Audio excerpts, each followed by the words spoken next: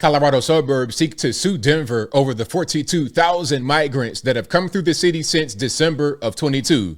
Let's talk about it. How's everybody doing? My name is Anthony Brian Logan, and today we got to talk about Denver, Colorado suburbs that seek to sue Denver over the 42,000 migrants that have come through the city since December of 2022. Now, before we go any further, I just want to say that number sounds very low. Let's be clear. I just covered a story in Springfield, Ohio. This is a small town, small city, whatever you want to call it, with 58,000 residents that got 20,000 Haitians on top of that, compared to Denver being 713,000 strong just in Denver proper, and 42,000 migrants since December of 22. That sounds low, but regardless of whether it's 42,000, 142,000, 242,000, it's enough of a problem where the surrounding suburbs, not just Castle Rock, we'll talk about that in a minute, but the surrounding suburbs are having a problem. They're like, hey man, you guys are the sanctuary city. You guys welcome in the migrants. We cannot take care of these people. We are suffering. I just covered a story in Aurora, Colorado with Tren de Aragua, the Venezuelan migrant gang, okay, taking over whole apartment buildings, and then they're trying to cover it up, sweep it under the rug. This is a problem that's affecting the whole state, and Denver appears to be the epicenter of the problem. Now, before I go any further, let's get into a quick article, then of course the news clip, and of course I will link to everything in the box. But first things first, you see the headline right here. CBS News, not fake news. Hey ABL, why are you sharing fake stories? Well, is it me or is it them? But anyway, Castle Rock explores lawsuit against Denver over migrant policies. And it says right here, according to the city, Denver has served more than 42,000 people from the southern border since December of 22. Then they say it's declining with 160 arriving in August. Now, here's my question before we get to the video. $1 million question. How are they even counting this? How do they know it's been 42,000 people? Is that the official Border Patrol number? Like, where is that coming from? Are we including the gotaways? Those who just come to Denver with no kind of legal status at all? Like, who are we talking about exactly in that number of 42,000? But anyway, there's more towns, cities, and whatnot in this lawsuit. You got Douglas, El Paso, Elbert, Garfield, Mesa, and Rio Blanco counties are all part of the lawsuit. Now, Castle Rock, Parker, and even Aurora, which they should be, obviously, because what I just mentioned about the gangs taking over the apartment buildings. But before I go any further, let's get into the actual news clip. And without further ado, let's go ahead and roll it. The topic of immigration has been at the forefront of many people's minds recently. According to the city of Denver, the city has served more than 42,000 people since December 2022. The Denver Asylum Seeker Program, which provides workforce training and legal support services, is currently serving around 850 people.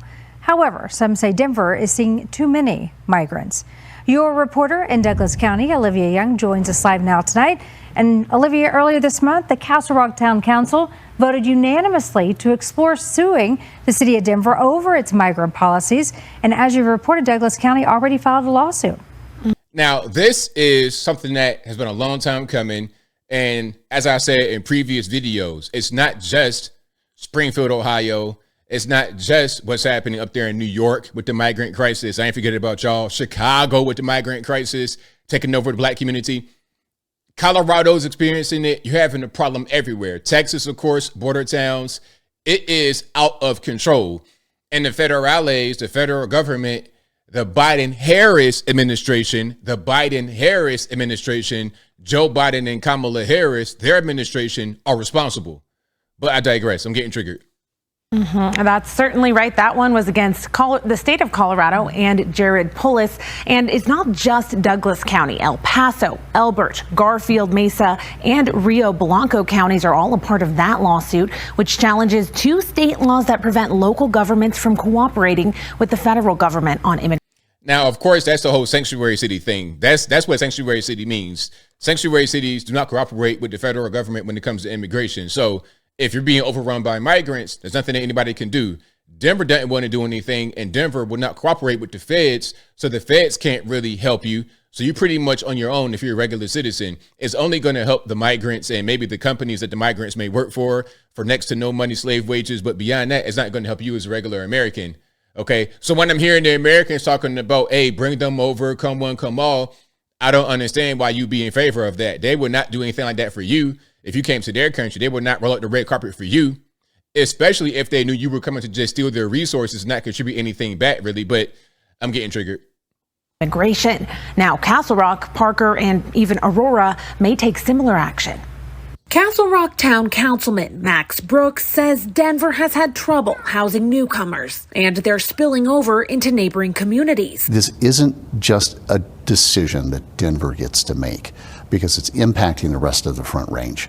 So the idea is to join with other municipalities and say, it's time to stop. Brooks put forth the motion directing Castle Rock's attorney to explore a lawsuit against Denver. He says neighboring municipalities have already expressed interest in joining. Our town attorney office has already had conversations with Douglas County, with the city of Aurora, and also the town of Parker. It's too early to know what that lawsuit may entail or if Castle Rock would join the existing lawsuit against the state of Colorado. It's not.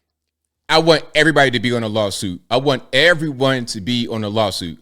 Clear how many, if any, migrants are living in Douglas County. You don't wait until the hurricane is on you to board up your windows and leave town. We understand that there is a storm coming. But a recent post from the Douglas County Sheriff's Office announcing the arrests of 11 car thieves listed 3 of them as Venezuelan nationals. It led to widespread concern on social media. It is happening. We are having issues here in Douglas County. We are having migrants come in here. There have been incidences of crime. This Castle Rock father told me he's concerned by reports of gang activity in Aurora and believes it could spill over into his community. He supports the town's decision to explore a lawsuit. Brooks has empathy for asylum seekers and says he's not labeling all migrants as criminals. This isn't about labeling or saying that the migrants need to be deported. It's not about that. Well, I would say they need to be deported. I mean, if you're not here legally, go back the other way. But I understand what he's saying. He's talking about just the concerns of the community. But see, you can't be soft like that. You got to go, hey, man, you got to go. You can't be here illegally at the end of the day. We got to close the border up. Close the border up so this issue will not persist. Because if you don't close the border, if you don't do what needs to be done to get down to the core of the problem, it'll continue. And also, you can't be a sanctuary city. You can't be a sanctuary state. It's about stopping and making sure that we're not bringing in any more when obviously Denver is not able to handle what has already happened. Right. Now, it is a weekend and we have not yet heard back from the city of Denver on a request for comment. The next step will be attorneys for interested towns and counties getting together and discussing their legal options. Brooks says any other Colorado municipalities are welcome to join in those conversations. So there we have it. That's what's happening out there. You have Denver suburbs that are suing Colorado. I think I said they're suing Denver. They're suing Colorado. And Jared Polis is the governor of Colorado. They're suing him. They're suing the state for what's happening to their communities. These places, as I close, a lot of these places are not set up for this influx of people. They're not set up for this level of crime, for this different kind of criminality. They're not set up for it. Okay, so if you want to come to those places, if you want to be in Castle Rock and all these Aurora, anywhere in the country, it should be a vetting process, as in come to the country legally, become a legal citizen like legal citizens do, rather than bogarting your way through trying to say, oh, I seek asylum. Please come save me. Yes, I came from China thousands of miles away and I spent $35,000 to a coyote to come over here, but please come save me. I need asylum. These little loopholes and open borders has got to stop. It is ruining this country. Some companies, as I close, some companies may get some cheaper labor. They may produce cheaper products, but at what cost? It may be cheaper to produce those products, but what about the impact upon society? You're damaging society just to be able to extract a little bit more money for your business to stay competitive. I don't think it's a fair trade-off. Maybe you guys think different, but I think I'll leave that right there for now. And what say you? What's your thought on the potential lawsuit from these Denver suburbs against Colorado, Jared Polis? I'd sue Denver as well. because they have a sanctuary city policy. They can say they don't, but they do. Denver, same thing. The governor, what is he doing? His head's in the sand. His constituents are saying, hey, man, we got a problem. Are you going to do something? Like, what's going on? Whatever your thoughts on that are, let me know in the comments below. You guys know where I'm at. This is the 100% right thing to do. And I think more of these towns, villages, cities, etc., across this nation should do the same thing. Springfield, Ohio, get Mike DeWine on the phone. Okay, get your local reps on the phone. Get somebody, get people that you elect into power on the phone to take care of this problem. This cannot persist. It simply can't. But whatever your thoughts are, please let me know in the comments below. And that's all I got to say for this video. If you like what you heard, please comment, rate, share, and subscribe. Peace.